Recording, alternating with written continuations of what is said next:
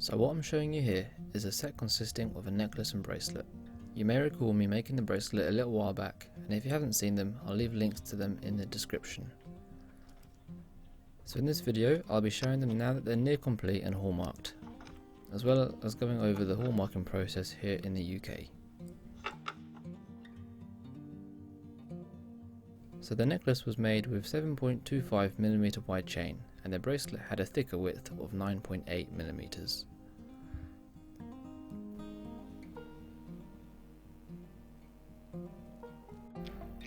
Both of them have the same class design, only difference being the dimensions. And yeah, my fingers are still a little red from the polish. Sometimes the stuff is a pain to wash out.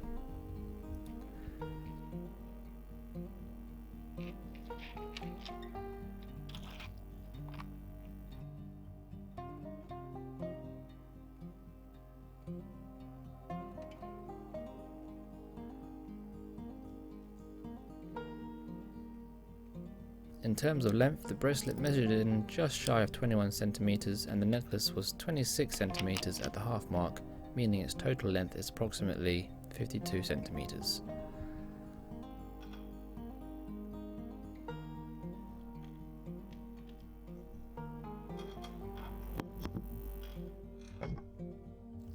For weight, the bracelet weighs 57.8 grams and the necklace 78.1 grams.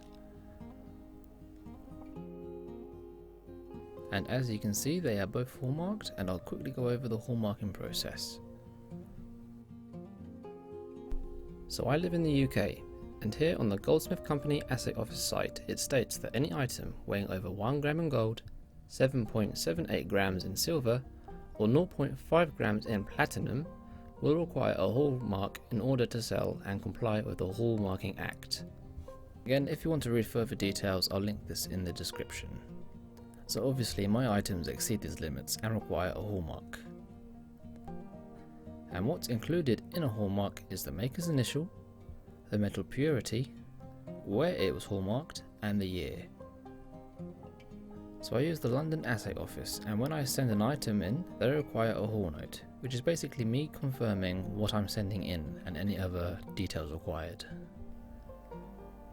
After they get the item, they test and make sure the metal is as I say it is, and will either stamp or laser engrave the hallmark depending on my personal preference.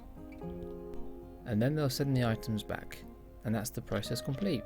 A final note I should add is that you'll want to make sure the surface of the hallmark area is finished or near finished before sending it in, or you could erase it through further sanding or polishing. And that's all I have for today's video.